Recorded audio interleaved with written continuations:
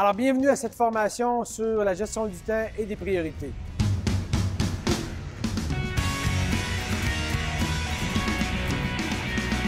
Alors, selon les études, on estime jusqu'à 6 semaines qu'un cadre, un gestionnaire peut perdre à chercher ses documents, ses fichiers, bref, à s'organiser.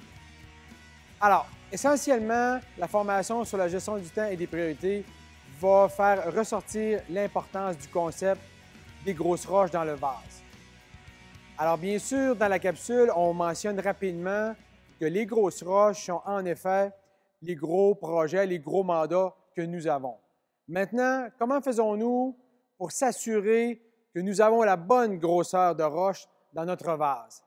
Alors, la meilleure façon de le savoir, c'est effectivement de calculer le temps qu'on peut passer dans une semaine ou dans un mois type.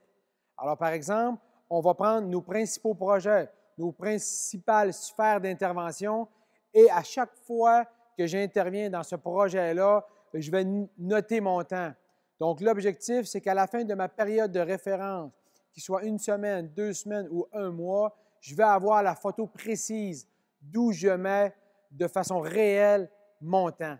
Et ainsi et seulement ainsi, je vais être à même de faire l'adéquation entre est-ce que je mets mon temps sur mes grosses roches. Un des éléments parfois qui gruge beaucoup de notre temps sont les réunions. On parle beaucoup des réunionites. Alors les réunions, encore ici, il faut se poser la question, sont-elles en lien avec mes grosses roches?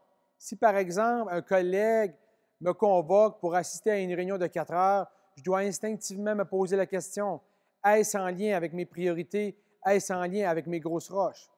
Et ainsi, je vais pouvoir peut-être poser la question à mon confrère, est-ce possible, par exemple, que notre rencontre de 4 heures, j'y assiste seulement 30 minutes, seulement 1 heure? Alors, vous voyez, c'est ce genre de questions-là à tous les projets que je vais devoir répondre.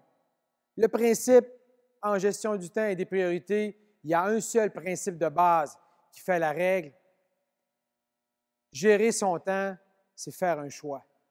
Donc, un confrère entre dans mon bureau, un patron me demande une consigne, ou plutôt moi, je me lance dans un projet qui m'intéresse, qui est peut-être du gravier dans mon vase. Alors, si je choisis de faire une tâche, nécessairement, je décide de ne pas en faire une autre. Et la beauté du concept de gestion du temps, c'est qu'il n'y a que 24 heures dans une journée.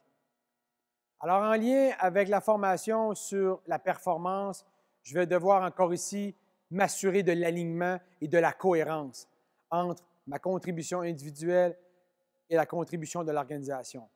Et un concept qui est important en gestion du temps et des priorités, c'est que tout employé a le droit de poser des questions, à savoir, est-ce que je dois faire cela? Est-ce que j'ai l'obligation de faire cela? Donc, je dois me poser des questions pour être certain que je travaille sur les bonnes choses. Et chaque gestionnaire, les gestionnaires ont la responsabilité, ont le devoir de répondre aux questions. Alors, toujours dans le but de s'assurer qu'on travaille sur les grosses roches, on a 3 questions fondamentales à se poser. D'abord, ce que je suis en train de faire, la tâche, est-ce que je dois absolument la faire? 1. 2, est-ce que cette tâche-là, je dois la faire absolument de cette façon-là? Par exemple, est-ce que la technologie peut m'aider? Est-ce que je peux la faire différemment, quoi? Et troisièmement, enfin, est-ce que cette tâche-là doit être faite absolument par moi? Pas dans le sens que je vais déléguer, mais dans le sens que est-ce que quelqu'un de mieux placé dans l'organisation que moi pour la faire? Est-ce que quelqu'un qui a davantage d'habileté? Est-ce que quelqu'un qui a davantage d'intérêt pourra la faire? Alors, voici les 3 questions qu'on peut se poser. Alors, quand je me sens débordé dans le travail, vous connaissez l'expression « monter le singe ». Alors, on va avoir un échange avec le supérieur immédiat pour décider ensemble qu'est-ce qui est un petit caillou, qu'est-ce qui est du gravier et qu'est-ce qui est une grosse roche. Alors, à ce moment-là, on va être certain d'être aligné sur les éléments que je dois travailler, sur les priorités organisationnelles et ainsi m'aider à trouver le sens.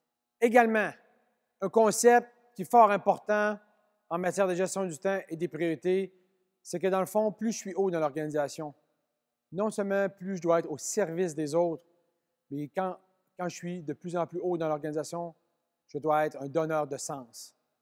Et ainsi, je vais aider les gens à mettre le focus sur les bons projets, les bons dossiers, et je vais m'assurer qu'ils fassent les bonnes choses.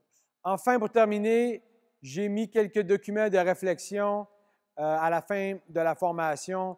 D'abord, pour vous évaluer en termes de capacité à déléguer et également quelle sorte de gestionnaire vous êtes en termes de collaboration, jusqu'à quel point vous faites confiance à vos collaborateurs. Et n'oubliez pas la définition de la folie pour Einstein, c'est de s'attendre à des résultats différents en s'y prenant de la même manière. Alors sur ça, je vous dis bonne fin de journée.